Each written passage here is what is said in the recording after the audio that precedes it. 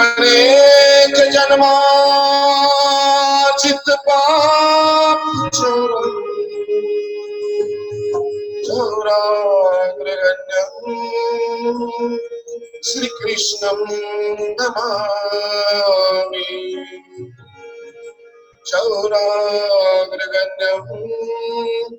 श्री कृष्णं नमामि।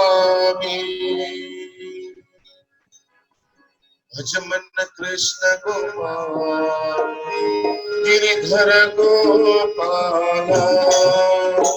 भज मन कृष्ण गोपाल गिरिधर गोपाल। भज मन कृष्ण गोपाल गिरिधर गोपाल।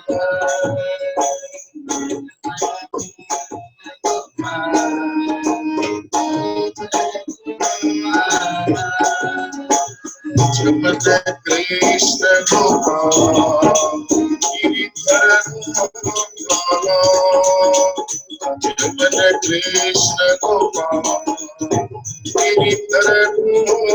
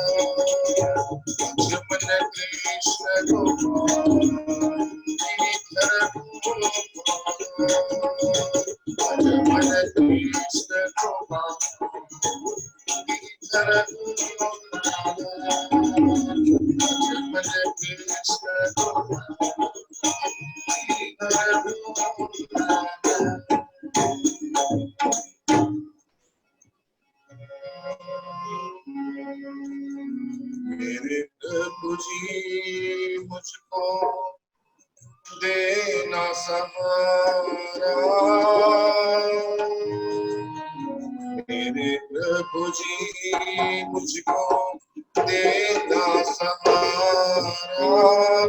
कहीं छूट जाए ना दामन तुम्हारा, दामन तुम्हारा। मेरे प्रभु जी मुझको देना सहारा। कहीं छूट जाए ना दामन तुम्हारा, दामन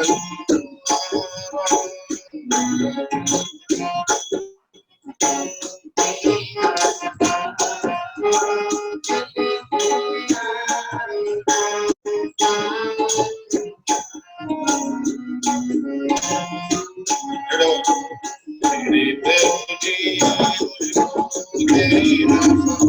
मुझको देना सहारा। कहीं छूट जाए ना दामन तुम्हारा, मेरे प्रभु जी मुझको देना सहारा। कहीं छूट जाए ना दामन तुम्हारा।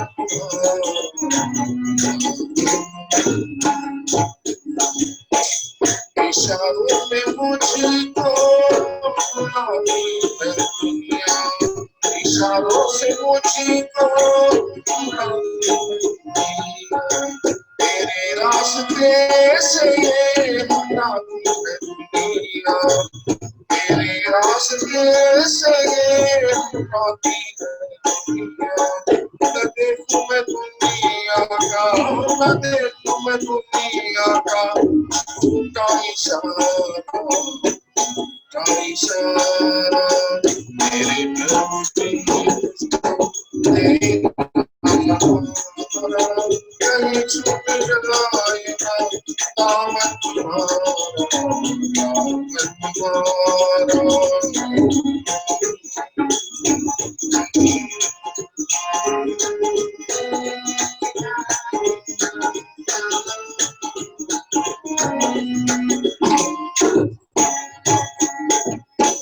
सिवा तेरे मन में समाए न कोई,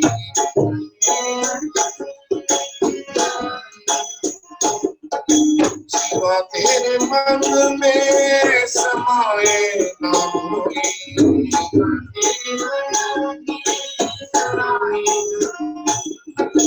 लगन का ये दीपक बुझे न कोई,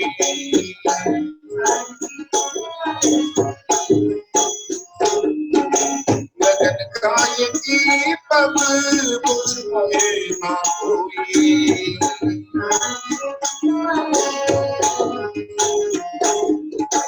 तुम्ही मेरा ये, तुम्ही नहीं मेरा ये जीवन सवारा, जीवन सवारा मेरे प्रभु जी मेरा सवारा,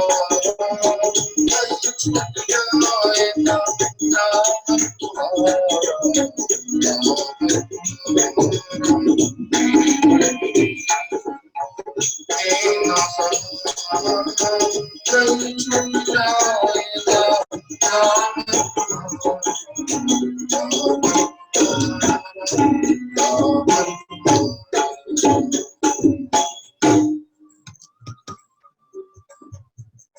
कालच्या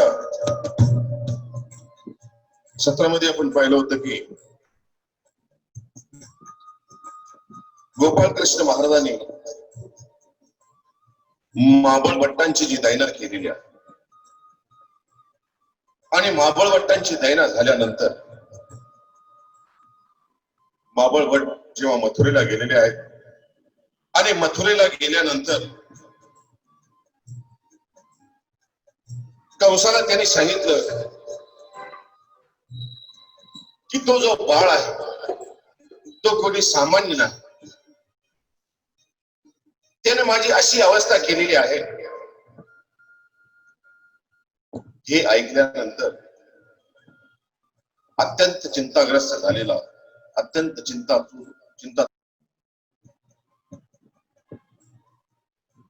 ही कथा झाल्यानंतर महादैसानी मात्र परमपिता परमात्मा भगवान श्री चक्रधर स्वामींना प्रश्न केलेला की देवा, मागे आपण सांगितलं की गोपाळ कृष्ण महाराजांनी अनंत जीवांचा उद्धार केलेला आहे. तो जीवांचा उद्धार कसे करतात, किती प्रकाराने करतात, कोण्या प्रकाराने करतात, यावर भगवान श्री चक्रधर स्वामींनी अत्यंत समर्पक असं उत्तर दिलेलं. भगवान श्री चक्रधर स्वामी म्हणाले, गोकुळामध्ये श्रीकृष्ण चक्रवर्तींनी विज्ञान शक्तीचा स्वीकार केलेला आहे आणि विज्ञान शक्तीचा स्वीकार करून अनंत जीवांचा उद्धार केलेला आहे. काही जीवांचा उद्धार हा भजनाने झालेला आहे, काही जीवांचा उद्धार हे प्रभू परमात्मा भगवान श्रीकृष्ण यांच्याशी वैर केलेलं सुद्धा झालेला आहे. काही जीवांचा उद्धार हा सन्निधानातून झालेला आहे.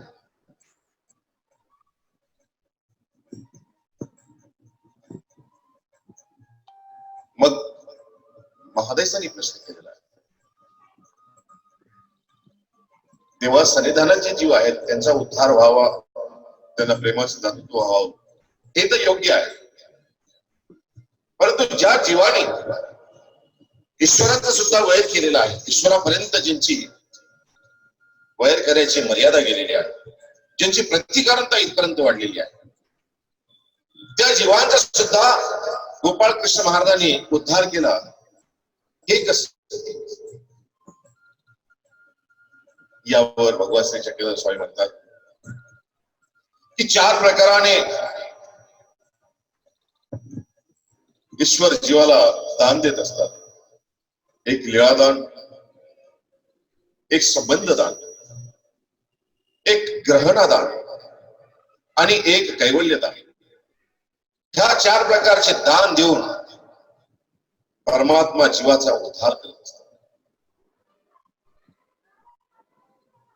लीळादानाविषयी आपल्या सूत्रपाठी ग्रंथामध्ये भगवान श्री चक्रधर स्वामी म्हणतात,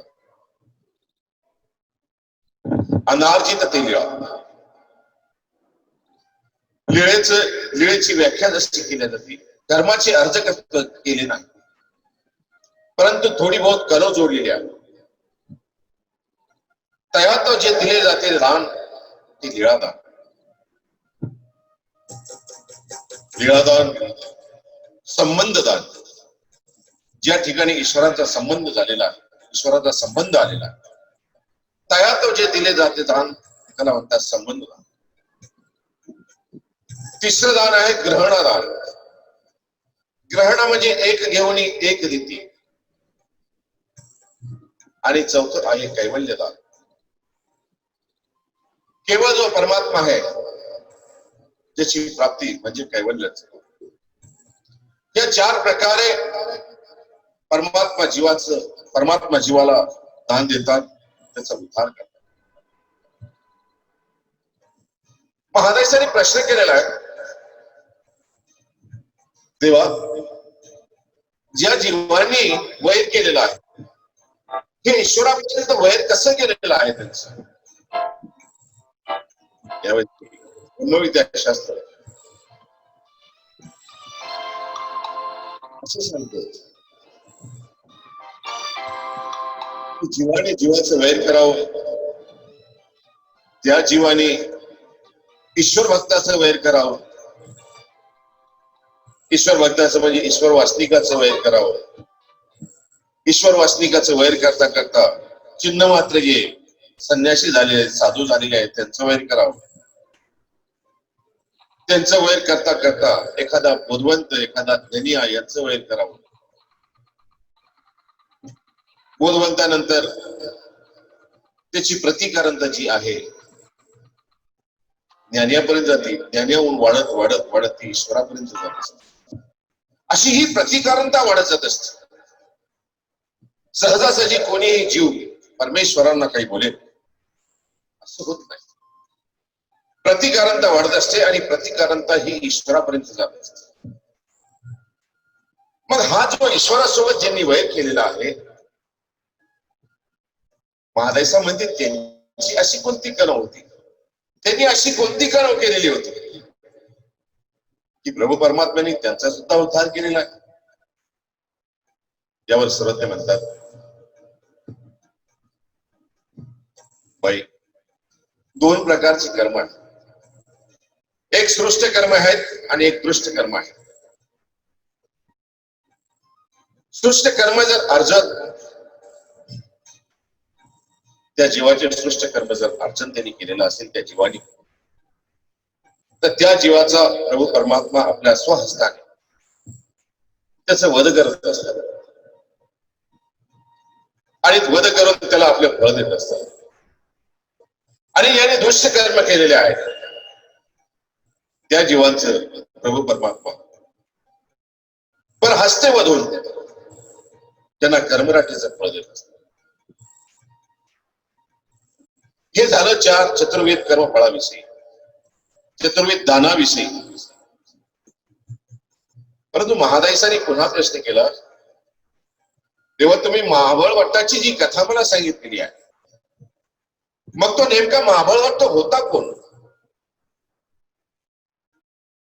त्याने श्रीकृष्ण प्रभू परमात्मापर्यंत वैर करावं असं त्यांनी त्याची कोणती कला होती की त्यांनी श्री प्रभू परमात्म्यापर्यंत वैर त्याचं झालेला आहे?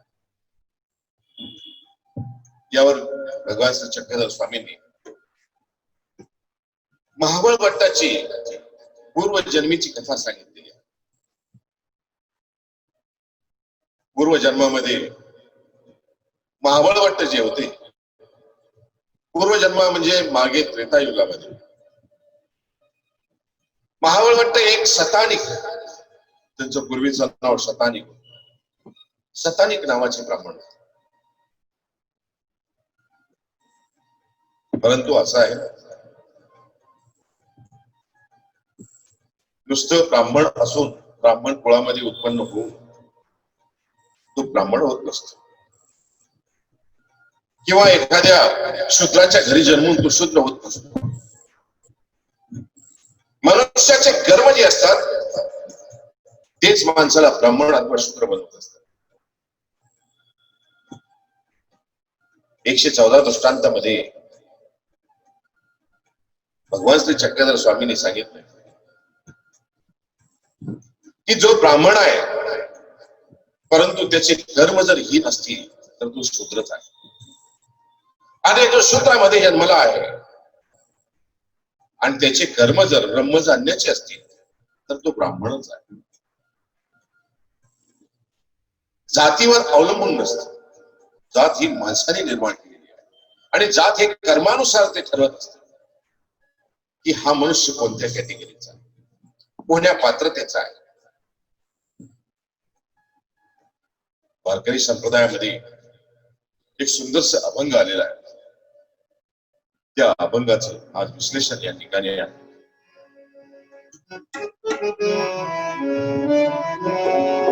मुका झालो माझ्या गेली, मुका झालो माझ्या गेली, मुका झालो माझ्या गेली, मुका झालो वाच गेली होतो पंडित महाज्ञानी, मुका झालो वाच गेली होतो पंडित महाज्ञानी,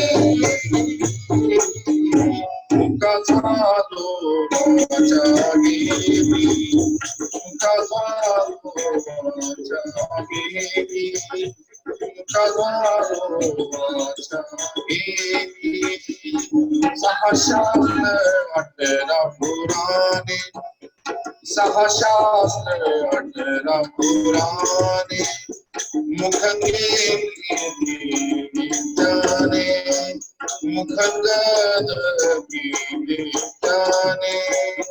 गर्वामध्ये झाली हानी, गर्वामध्ये झाली हानी, गर्वामध्ये झाली हानी, गर्वामध्ये झाली हानी. मुका झालो मुका झालो माझ्या गेली, मुका झालो माझ्या गेली. जिव्हाला चावली पूजना, जिव्हाला चावली पूजना, ऋत मधुर षड्रस भगवन्ना, ऋत षड्रस भगवन्ना.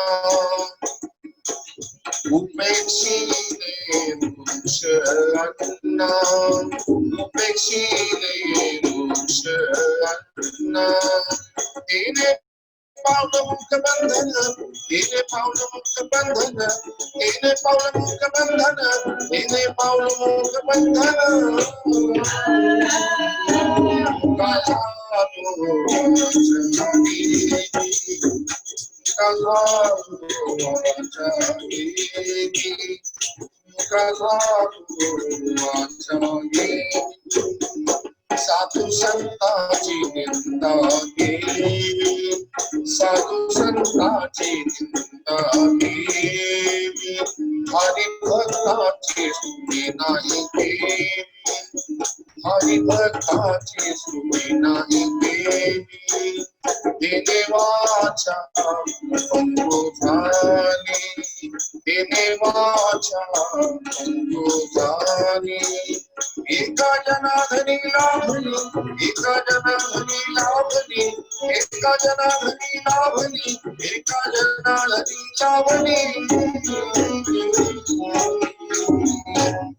मुका झालो वाचा गेली, मुका झालो वाचा गेली, मुका झालो वाचा गेली, मुका झालो वाचा गेली, होतो पंडित महाज्ञानी. याविषयी एक गोष्ट सांगितली जाते की मुका झालो, अंत समय माणसाची वाचा चालल्या जाते, माणसाला बोलता येत नाही, पदार्थ समोर पडलेले असतात परंतु खाता येत नाही.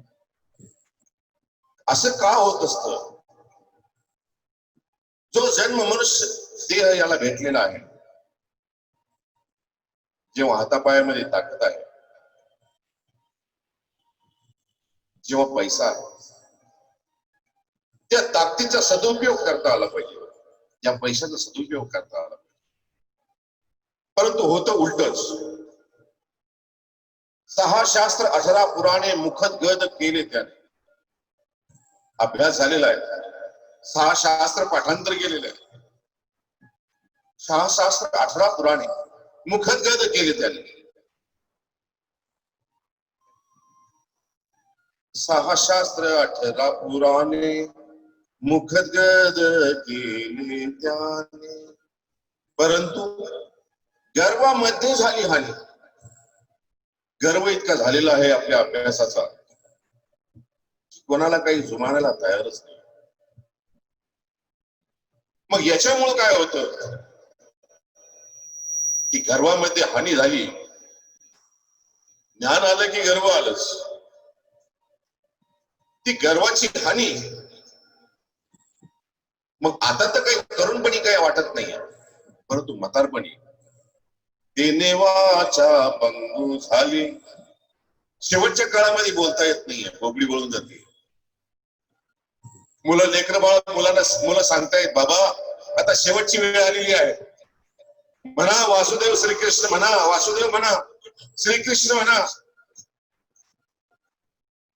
गर्भामध्ये हानी झालेली आहे, कोणाला चांगल्या मुखाने बोललेला नाही. वाचा पंगू झाली आहे, वाचा पंगू होऊन जाते. वासुदेव श्रीकृष्ण म्हणता येत नाही. हा म्हणतो वासरू केसुनी खात आहे, त्याला पहिले लाभ दे. जेव्हा चांगला होता पदार्थाची उपेक्षा करतोय, जिव्हा लाल चालवली भोजन, जिव्हा जी आहे, रस्ता जी आहे, चांगलं चांगलं भोजन पाहिजे, उत्तम उत्तम पदार्थ पाहिजे, दररोज जेवणामध्ये षडरस पाहिजे. जिव्हा लाल चावली भोजन, खरं तर मधुर षडरस पक्वान्न, रोज तूप पाहिजे, षडरस पक्वान्न पाहिजे. पुढे जेव्हा म्हातारपण येतं तेव्हा मात्र पावलो मुखबंधन पावतात. साधा पदार्थही खाता येत नाही, समोर दिसते इच्छा होते, परंतु तोंडामध्ये घालता येत नाही, तोंड उघडतच नाहीये. इतक्यावरच थांबत नाही, साधू संताची निंदा केली. तरुण होता, ताकद होती, गरमी होती, साधू संताची निंदा केली, हरिभक्ताची स्तुती नाही केली. कधी हरिभक्ताला चांगलं म्हणलं नाही, देवा भक्ताला कधी चांगलं म्हणलं नाही. त्याने वाचा पंगू झाली. शेवटच्या काळामध्ये वाचा पंगू होऊन जाते. अशीच ही कथा, अशीच ही घटना या शतानिकाविषयी घडलेली आहे. म्हणून भगवान श्री चक्रधर स्वामी सांगतात की त्रेतयुगामध्ये शतानिक नावाचा एक ब्राह्मण होता. ब्राह्मण कुलामध्ये उत्पन्न झालेला असताना सुद्धा आपल्या स्वभावामुळे कधीच कोणाला चांगलं बोलत नव्हतं. कोणी साधू संत जर काही पूजा अर्चा करत असतील, होम हवन करत असतील, त्यांच्या होम हवनामध्ये जाऊन मिरची टाकून द्यायचं, मिरचीचा ठसका उठायचा. ऋषीमुनी त्या ठसक्याने आपल्या साध्येने उठून जायचे. त्यांना बसणं शक्य नव्हतं, कोण्याही प्रकाराने का होईना, पण हरिभक्ताला, ईश्वर भक्ताला, साधू संताला त्रास द्यायचा. त्याच्या या त्रासाला कंटाळून एकदा ऋषीने त्याला शाप दिलेला आहे. अरे पापी, तू देवाचा द्रोही आहेस, देवाच्या भक्तांचा द्रोही आहेस. तू इतका त्रास देतोस ना, आता तू ब्रह्म राक्षसाचा देह पावशील, राक्षस होशील. राक्षस नव्हे, राक्षसापेक्षाही मोठा राक्षस, तो ब्रह्म राक्षस तो होशील. तरी हा साधू संतांची निंदा करायचा, चेष्टा करायचा. म्हणून आपण घरामध्ये लहानपणापासूनच लहान मुलांना सूक्ष्म जंतूची हिंसा करू नये, मोठ्या माणसाची चेष्टा करू नये, देवाची चेष्टा करू नये, साधू संतांची चेष्टा करू नये. म्हणून लहानपणापासूनच आपण आपल्या बाळांना, मुलांना बाळ कडू देत असतो. का देत असतो? त्याचं कारण हे आहे की त्याला जर आता ही लहानपणी सवय लागली तर ती सवय वाढत वाढत जाते आणि एक दिवस तो ईश्वराला नाव ठेवण्यासाठी, ईश्वराच्या ज्ञानियांना नाव ठेवण्यासाठी, ईश्वरांच्या प्रेमियांना नाव ठेवण्यासाठी त्यालाही तो कमी करत नाही. ऋषींनी शाप दिल्यानंतर हा सतानिक ब्राह्मण ज्यांनी ब्रह्माला जाणावं, आपलं कल्याण करून घ्यावं, तो ब्राह्मण पुढच्या जन्मामध्ये म्हणजे द्वापर युगामध्ये दुर्बल राजा जो कंसाचा वडील होता, त्या असुराच्या राज्यामध्ये हा ब्रह्मराक्षस म्हणून त्या ठिकाणी आलेला आहे.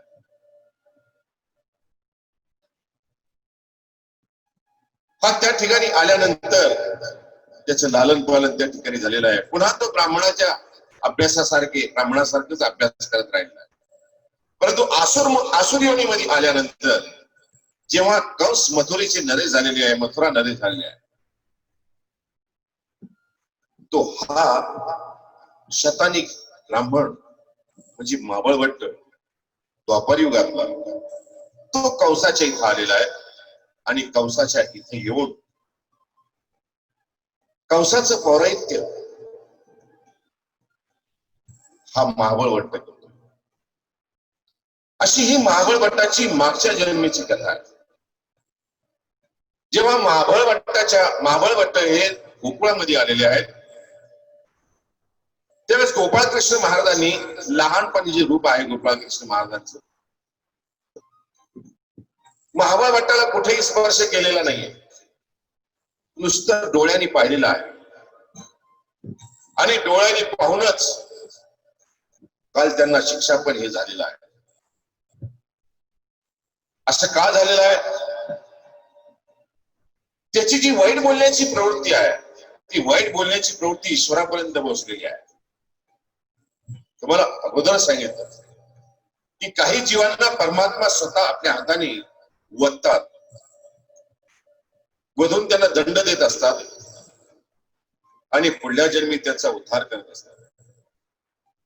आणि काही जीवांना मात्र परहस्ते, महाबळवट्टांना जो काल शिक्षा पण झालेला आहे, जे त्यांना मार पडलेली आहे, गोपाळकृष्ण महाराजांनी कुठेही स्पर्श केलेला नाही. त्याला पाट, चौरंग, उखळ, मुसळ, एव्हाना गावातले जे ही भांडे कुंडे असतील ते सुद्धा त्यांच्या मागे लागलेले आहेत. शेतातली अवजारं सुद्धा त्यांच्या मागे लागलेली आहेत. रक्त बंबाळ करून त्यांना त्यांची दैना केलेली आहे. हे परहस्ते केलेलं आहे. स्वतः गोपाळकृष्ण महाराजांनी कुठेही स्पर्श केलेला नाही. अशा ह्या महाबळवट्टांना शिक्षा पण करून महाबळवट्ट गोकुळातून निघून गेलेले आहे. गोकुळातून निघून गेल्यानंतर कंसाला सगळी हकीकत सांगितलेली आहे. कंस अत्यंत अजूनही चिंतातूर झालेला आहे. पहिलेच काही चिंता कमी नव्हती की वैर्य मला जो मारणार आहे, माझा जो वैरी आहे तो गोकुळामध्ये जन्मला आहे. कुठे हेही माहित नाहीये, परंतु का जन्माला आलेला आहे ही माहिती आहे. अत्यंत चिंताग्रस्त झालेला. 3 दिवस उलटलेले आहेत. तिसऱ्या दिवशी वार्ता महाबळवट्टाची लागलेली आहे. महाबळवट्टही सांगतायत तू बाळ काही साधा बाळ नाहीये. अजूनही चिंता वाढलेली आहे. 3 दिवसापासून झोप नाहीये. 3 दिवसापासून अन्न गोड लागत नाहीये. झोपावं तर झोप लागत नाही, जेवावं तर जेवण जात नाही. असे चिंताग्रस्त झालेला हा कंस आपल्या दरबारामध्ये ये जरा मागतोय. 4था दिवस उजेडलाय. विचार करतोय या वैर्याला कसं संपवावं, त्या वैर्यापासून कशी सुटका करावी, कोणाला पाठवावं, कोणाला सांगावं. इतके पराक्रमी माझ्या दरबारामध्ये आसुर आहेत. कोण जाईल त्या वैर्याला संपवण्यासाठी. असा चिंताग्रस्त झालेला हा कंस आपल्या शयनगृहामध्ये रात्रीच्या वेळेस झरा मारतोय. कंसाची बहीण पूतना ही आपल्या भावाची अवस्था पाहून भेटण्यासाठी कंसाला आपल्या भावाला भेटावं म्हणून कंसाच्या महलामध्ये आलेली आहे. कंस झरा मारताय, चिंताग्रस्त झालेले आहेत. काय करावं सुचत नाहीये. आणि अशा काळामध्ये पूतना ती आपल्या भावाची अवस्था पाहते आणि अवस्था पाहून भावाला म्हणते, अहो मथुरा नरेश, आपण इतके चिंताग्रस्त आहात. आपल्या चिंतेचं कारण. उस्मानाला, अरे बहीण, तुला माहित नाही का, आकाशवाणी झालेली मी तुला सांगितली नाही का की देवकीचा 8वा पुत्र जो माझा काळ आहे, माझा वैरी आहे, तो जन्माला आलेला आहे. तो गोकुळामध्ये आहे. माझा काळ आहे. मला तिची भीती वाटते. मला राज्याची भीती नाही. माझं राज्य सांभाळण्यासाठी तुम्ही सक्षम आहात. मला भीती वाटते माझ्या मृत्यूची. मला मरायचं नाहीये, मला जगायचंय. बहीण म्हणती, बाबा, अरे तुला आमचंही आयुष्य लागो. तू असं मृत्यूच्या गोष्टी का करतो. म्हणाली, बहीण, काळ डोक्यावर फिरतोय. काळ माझ्या डोक्यावर आहे. केव्हा कधी काळाची गदा येईल आणि केव्हा माझा मृत्यू होईल हे सांगता येत नाही. मला कसं अन्न गोड लागेल, मला कशी झोप लागेल. भावाची ती चिंता पाहून पुत्रा म्हणते, भावा, आम्ही आहोत ना अजून. आम्ही काहीतरी उपाय करतो. आम्ही तुझ्या वैर्याला संपवतो. तू शांत राहा. तू शांततेने भोजन कर, शांततेने आराम कर. आम्ही आहोत ना अजून, तुझे सैनिक आम्ही आहोत. त्या आधाराचे शब्द ऐकल्यानंतर कंसाला थोडस बरं वाटलेलं आहे. कंस म्हणतो, भगिनी, खरंच तू माझ्या वैर्याला संपवशील काय. मला तुझ्या शक्तीविषयी शंका नाही, परंतु खरंच तू जाशील काय त्याला मारायला. पूतना म्हणती, भावा, मी काय तुझ्यासाठी एवढंही करणार नाही. ते तर आमचं कर्तव्यच आहे. तू आमचा नरेश आहेस, आमचा राजा आहेस. तुझ्यासाठी तर आम्ही हे करणारच. तू आदेश दे. कंस म्हणाला, मी तुला आदेश दिला तर तू जाशील, पण तू कसं जाशील, कसं सोडशील त्या मुलाला, कसं मारशील त्या मुलाला. पुतना म्हणाली, बाबा ते माझ्यावर सोडून दे. त्या मुलाला कसं शोधायचं आणि कसं मारायचं तुला माहित नाही का? माझ्याकडे माविक भाव आहे, मी मायावी आहे, जे पाहिजे मी ते रूप धरू शकते. हो भगिनी, मला माहिती आहे, तुला पाहिजे ते तू रूप धरू शकते. तुला अजूनही माहित नाही का की मी माझ्या संपूर्ण शरीरामध्ये विष तयार करू शकते. विषस्तंभिनी विद्या माझ्याकडे आहे. कंसा, तुला माहित नाही का? मथुरा नरेश, तुम्हाला माहित नाही का? हो आहे ना भगिनी, तूही आहे. पण अजून आम्ही असताना आमच्या वैर्याला मारण्यासाठी आम्ही बहिणीला पाठवावं हे मला बरं वाटत.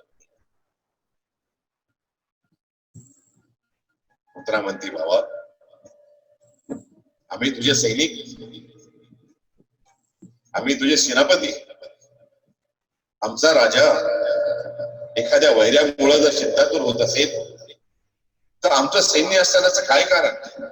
तू चिंता करू नकोस, तू आरामशीर भोजन कर, शयन कर, मी तुझ्या वैर्याला पाहतो. असं म्हणून आपल्या भावाची चिंता कमी करण्याचा प्रयत्न या पुत्रेने केलेला आहे. पुत्रेचे हे वाक्य ऐकून कंसाने सुद्धा पुतनेला गोकुळामध्ये जाऊन गोपाळ कृष्ण महाराजांना वधण्यासाठी विडा दिलेला आहे. 4था दिवस निघून गेलेला आहे. 5व्या दिवशीची गोष्ट आहे. 5व्या दिवशी सकाळी दरबार भरलेला आहे. दरबारमध्ये सगळे सैनिक उभे आहेत, सगळे सेनापती आहेत, मंत्री आहेत, नामात्य आहेत. आणि दरबारामध्ये मथुरा नरेश पुतनेला, काकूला, बकुला, केशियाला आपल्या सगळ्या भावांना बोलवलेला आहे. आणि पुतना माझ्या वैर्याचं वध करण्यासाठी गोकुळामध्ये निघालेली आहे. म्हणून त्याला दुर्गाच्या त्या दरवाजापर्यंत वाटी लावण्यासाठी कंस निघालेला. जाताना दुर्गाच्या किल्ल्याजवळ भावानी बहिणीला आलिंगन दिलेलं आहे. भगिनी, माझी इज्जत तुझ्या हातामध्ये आहे. माझ्या वैर्याला संपूनच ये. जर माझा वैरी संपला तर मी आनंदाने भोजन करेन, स्नान करेन, शयन करेन. भगिनी, माझ्याकडे पाहाय किती चिंताग्रस्त आहे मी.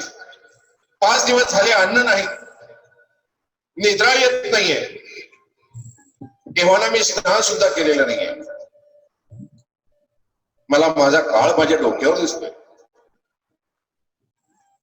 बहीण म्हणती, बाबा चिंता करू नकोस, मी आता गेले आणि संध्याकाळपर्यंत तुला शुभवार्ता सांगण्यासाठी येईल. असं त्या पुतनेला निरोप देऊन मथुरा नरेश आपल्या शयनगृहामध्ये गेलेला आहे. आता बाकीची जिम्मेदारी पुतनेची आहे. पुतना आपल्या सोबत आपल्या 5-7 राक्षसींना सोबत घेतलेला आहे. निघालेली आहे गोकुळाकडे. 5-7 राक्षसींनी सोबत पुतना गोकुळामध्ये प्रवेश करण्याचा प्रयत्न करते आहे. सकाळची वेळ आहे, 10-10:30 वाजलेले आहेत. अशा काळामध्ये पुतना ज्यावेळेस गोकुळामध्ये प्रवेश करण्याचा प्रयत्न करत आहेत, पण पुतनेला गोकुळामध्ये प्रवेश करता येत नाही. का? तर गोपाळ कृष्ण महाराजांनी गोकुळाच्या 4ही बाजूनी सुदर्शन चक्र लावलेला आहे. कोण्याही वैर्याला आतमध्ये प्रवेश नाही. बुद्धांनी गोकुळामध्ये प्रवेश करण्याचा प्रयत्न केला आहे. सीमेमध्ये पाय ठेवलेला आहे. सीमेमध्ये पाय ठेवल्याबरोबर एक 10 लागलेला आहे. एखाद्या 440 व्होल्टचा करंट लागावा, त्याप्रमाणे पुतणेचा पहिला पाव ज्यावेळेस गोकुळात पडलेला एक करंट लागलेला आहे, पुतना मागे सरकली. पुतण्याने पुत्रा समजून गेलेली आहे की ही जी अवस्था आहे, आपल्याला राक्षसी रूपाने आतमध्ये प्रवेश करता येणार. आपण राक्षस रूपाने जर गोकुळामध्ये गेलो, ही आता शक्य नाही. मग पुतणेने गवळणीचं रूप धारण केलं आहे.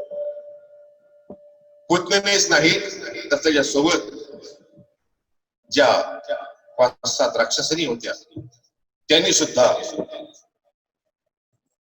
ह्या गवळणीचं रूप धारण केलेलं आहे. गवळणीचं रूप धारण करून पुतणेने आपल्या संपूर्ण अंगामध्ये विषस्तंभनी विद्या या आपल्या स्तनामध्ये विष भरून घेतलेला आहे आणि अत्यंत शृंगारिकपणे डोक्यावर माठ घेऊन त्या गोकुळामध्ये गोकुळेच्या राजविधीवर प्रवेश करते.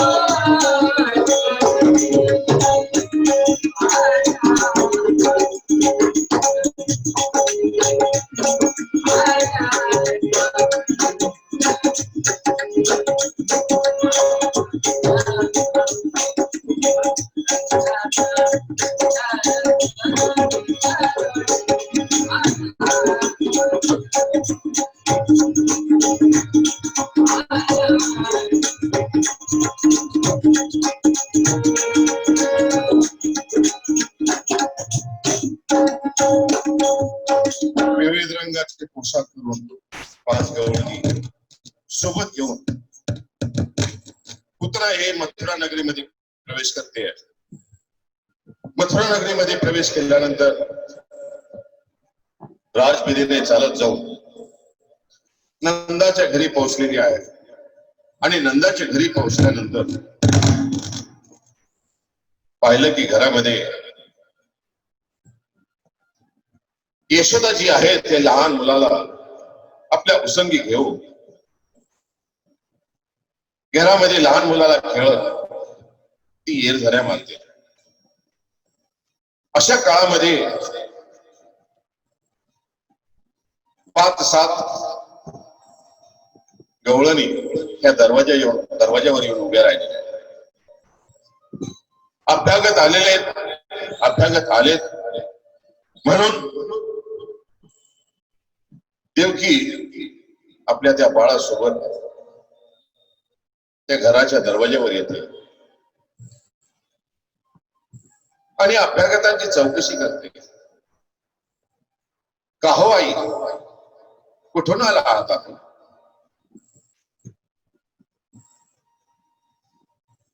ती म्हणाली, यशोदे, अरे तुझ्या घरी बाळ जन्मला आहे, त्या बाळाला पाहण्यासाठी आम्ही मथुरेहून आलो.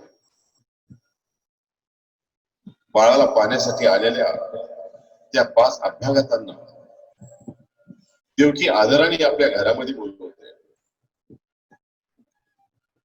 बिचारी जीवमती आहे, तिला काय माहिती ज्यांना घरामध्ये बोलवते ते त्यांच्या बाळाचं काळ आहे.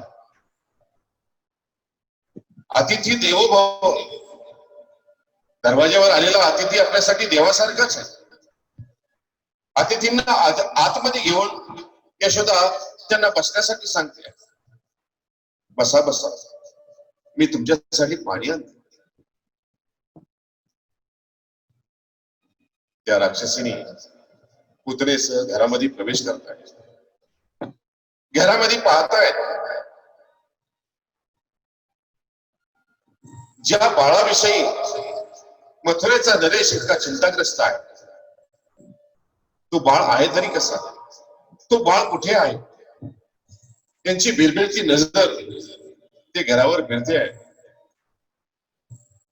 तो बाळ तर यशोदेच्या उसंगी आहे. त्या बाळाला आपल्या जवळ घ्यावं, त्या बाळाला विश्वान करावं आणि त्याला संपवावं ह्या उद्देशाने आलेली पुतना ज्यावेळेस ते बाळाकडे पाहते, बाळ सुद्धा पुतणेकडे पाहते. पुतना ही मावशी, म्हणून त्या दिवशीपासून तेव्हापासूनच ही मन समाजामध्ये रूढ झालेली आहे की पुतना मावशीचं प्रेम, प्रेममय चेहरा करून काळ होऊन ही आलेली पुतना श्रीकृष्ण महाराजांना विषपान करण्यासाठी पाहते, संधीची वाट पाहते. यशोदेनी दासींना सांगितलेला आहे, दासींनी पाहुणचार केलेला आहे, पाणी दिलेलं आहे, गुळाचा खळा दिलेला आहे. मावशी, पुतना मावशी अत्यंत प्रेमाने लाडवी शब्दात यशोदेला बोलते, यशोदे कसा आहे का तुझा बाळ? एकदा आम्हालाही त्याचं मुख दाखव की, आम्हालाही त्याला थेट लावू दे की, म्हणजे तिला कोणाची नजर लागणार नाही.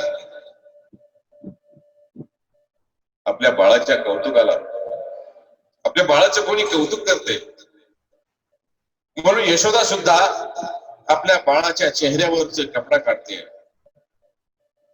आणि तो चेहरा पुतणेला दाखवते. जसं पुतणेने चेहरा पाहिला, पुतना एकदम घाबरलेली आहे. पुतणेला त्या बाळाचं निरागस रूप दिसत नाहीये. पुतणेला त्या बाळाचे रक्तांबर डोळे दिसत आहेत, अक्राळ विक्राळ स्वरूप दिसतंय. तरी पुतना त्या बाळाला विषपान करण्याची इच्छा ठेवते. चेहरा पाहिलेला आहे बाळाने, चेहरा मावशीचा चेहरा पाहिलेला आहे, पुतना मावशीचा. त्या चेहऱ्याला पाहिल्यानंतर बाळ हसते. पुतनाही त्या बाळाला पाहून हसते. थोडा वेळ हा कार्यक्रम पार पडल्यानंतर बाळाने अचानक रडायला सुरुवात केली आहे. बाळ रडायला लागलेला आहे. बाळ काही केले ऐकत नाहीये.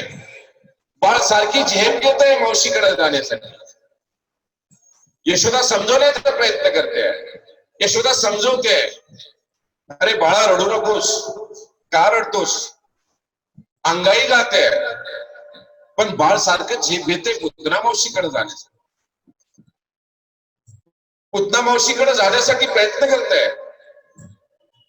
यशोदा माता दुग्धपान करायला त्याला निघालेली आहे. त्या बाळाला तो दुग्धपानही करत नाही, स्तनपानही करत नाहीये, मावशीकडे झेपावतोय. ही अवस्था पाहिल्यानंतर मावशी म्हणली, काही हरकत नाही यशोदे, हे थोडा वेळ माझ्याकडे दे, मी सांभाळते याला. किती निरागस बाळ आहे, किती सुंदर बाळ आहे, किती गोंडस बाळ आहे, आणि माझ्याकडे दे, मी सांभाळते. म्हणून तो बाळ यशोदा पुतना मावशीकडे देते. पुतणेकडे दिल्यानंतर यशोदेला पुतना सांगते, अगं यशोदा मैया, थोडी तहान लागली, मला पाणी आण मला प्यायसाठी. म्हणून पुतणेला पाणी आणण्यासाठी यशोदा घराकडे जाते, माझघराकडे जाते. इकडे मात्र बाळ पुतना मावशीच्या स्तनाला हात लावतोय, स्तनपान करण्यासाठी आतुर होतोय. ही अवस्था पाहिल्यानंतर यशोदा माझघरामध्ये पाणी आणण्यासाठी गेलेली आहे. पुतना मावशीनी आपल्या स्तनाला हात लावल्यानंतर पुतना मावशीला सुद्धा पान आलेला आहे. पुतना मावशीनी आपला पदर त्या बाळाच्या अंगावर टाकलेला आहे आणि स्तनपान करण्यासाठी चोळीला हात लावलेला आहे. स्तनपान करण्यासाठी स्तनाचं आग्रह स्तनाग्र जे आहे त्या बाळाच्या तोंडामध्ये येते. बाळ स्तनपान करायला लागलेलं आहे. बाळ शांत झालेलं आहे. बाळाने पूर्ण विष जी भरलेलं स्तनामधलं आहे ते पूर्ण शोषून घेतलेलं आहे. हे जेव्हा पुतणीला समजलं, पुतना खुश झालेली आहे, मनोमन खुश होते आहे की मी ज्या उद्देशाने ह्या ठिकाणी आलेली होती ते उद्देश माझा सफल झालेला आहे. स्तनपान करवते, बाळ स्तनपान करताय, आनंदाने हातपाय हलवते. स्तनपान करता करता करता जेवढं स्तनामधलं दूध होतं तेवढं सगळं त्या बाळाने पिऊन टाकलेलं आहे. दूध काय एव्हाना तो विषच, ते संपूर्ण विष त्या बाळाने शोषून घेतलेलं आहे. दूध संपल्यानंतर असूत शरीरातलं जे आहे ते यायला सुरुवात झालेली आहे. असूत बाहेर निघाल्यानंतर मग मात्र पुतना मावशीला कळालेलं आहे की विषासोबत हा रक्त सुद्धा प्यायला लागलेला आहे. पुतना मावशी त्याला बाजूला काढण्याचा प्रयत्न करते, बाळ त्याला सोडायला तयार नाहीये. तेव्हा ना ती ओरडते, पुतना मावशी ओरडायला लागली, अरे सोड, अरे सोड, अरे सोड. पण बाळ ती स्तनाग्र सोडायला तयार नाहीये. बराच वेळ झटापट झाल्यानंतर पुतना मावशी आपल्या जसं जसं अशुद्ध कमी व्हायला लागलेलं आहे, जसं जसं रक्त कमी व्हायला लागलेलं आहे, तसं तसं पुतना मावशी आपल्या स्वरूपामध्ये यायला लागलेली आहे. अजूनपर्यंत यशोदा मैया आतमध्ये घरामध्ये पाणी घेऊन आलेलीच नाही आहे. तेवढ्या काळामध्ये ही सगळी घटना घडलेली आहे. असूत ओढून ओढून ज्यावेळेस पुतना मावशी आपल्या स्वरूपामध्ये आलेली आहे, विशाल स्वरूप त्यांनी धारण केलेलं आहे. आणि गोपाळ कृष्ण महाराज अजूनही त्याच्या स्तनाग्राला चिटकलेले आहेत, त्याला सोडायला तयार नाही. विशाल स्वरूपामध्ये येऊन जोरात किंचाळी मारली त्या पुतणीने आणि थोड दिशी जमिनीवर पडलेली आहे. खाली पडल्यानंतर त्याची जी किंकाळी आहे ती किंकाळी ऐकून यशोदा मास घरातून काय झालं म्हणून पाहण्यासाठी येते. नंद जे घराच्या बाहेर आहेत, आपल्या सवंगड्यांना सोबत्यांना भेटतायत, त्यांनी सुद्धा ती किंकाळी ऐकली आणि नंद सुद्धा त्या घराकडे पळत निघालेले आहेत. घरामध्ये येऊन पाहतात ती काय, ती पुतना मावशीने आपलं जे स्वरूप आहे त्या स्वरूपामध्ये आलेली आहे. एवढी मोठी राक्षसीने ती घरामध्ये पडलेली आहे आणि तो बाळ अजूनही स्तनपान करत आहे. यशोदेने ती पाहिल्यानंतर यशोदा पळतच त्या बाळाकडे गेलेली आहे. त्या बाळाला उचललेला आहे आणि उचलून घेऊन त्याची मोमे द्यायला लागलेली आहे की एवढ्या मोठ्या राक्षसीपासून माझं हे बाळ वाचलेलं आहे. ती का होऊन आलेली होती, परंतु देवाने माझ्या बाळाला वाचवलेलं आहे. देवाच्या कृपेने माझं बाळ वाचलेलं आहे. असं हे पुतना मावशीचं वध या ठिकाणी गोपाळ कृष्ण महाराजांनी केलेलं आहे. नंद ज्यावेळेस घरामध्ये आले, घरामध्ये ते विशाल पडलेलं पुतना मावशीचं रूप पाहिलं, घाबरून गेले, मूर्छा आली, मूर्छा येऊन खाली पडले. सवंगड्यांनी त्यांना जागं केलं, सावध केलं आणि सावध केल्यानंतर त्यांच्या लक्षात आलेलं आहे की आपल्या बाळाला मारण्यासाठी या ठिकाणी हे राक्षस आलेले आहे. असं पुतना मावशीचं वध गोपाळ कृष्ण महाराजांनी केलेलं आहे. ही वध झाल्यानंतर सोबती जी आलेल्या राक्षसीने आहेत, त्या राक्षसीने मात्र ज्या पायाने चालत आलेल्या आहेत मथुरेमधून गोकुळामध्ये, त्याच पावलानिशी त्या मागे फिरलेल्या आहेत आणि पळतच निघालेल्या आहेत मथुरेकडे. आणि मथुरेकडे जाता जाता पळता पळता खाली पडतायत. त्यांना असं वाटतंय की आता ही पुतना मेलेली आहे, आता हे यांना कळले, आता हे आपल्यालाही सोडणार नाही, म्हणून सोबतच्या राक्षसीने सुद्धा पळत निघालेले आहेत. कोणाचे गुडघे फुटले, कोणाचे कुपडे फुटले, असे पळत पळत पळत यमुनेपर्यंत आलेले आहेत. संपूर्ण अंग रक्ताने माखलेला आहे. आणि अशी ही पुतनेचा वध करून गोपाळ कृष्ण महाराजांनी लहानपणीच 5व्या दिवशीच आलेल्या ह्या अरिष्टाला, या संकटाला दूर केलेला आहे. असं ह्या पुतना मावशीचं वध गोपाळ कृष्ण महाराजांनी केलेलं आहे.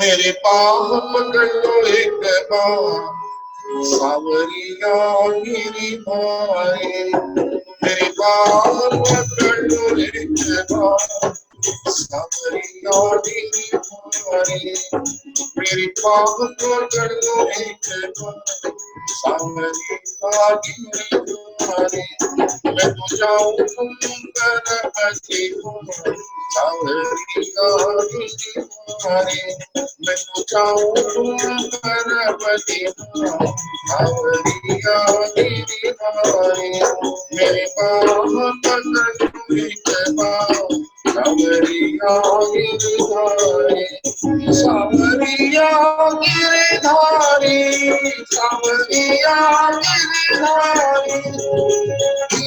गिरधारी बनवारी, गिरधारी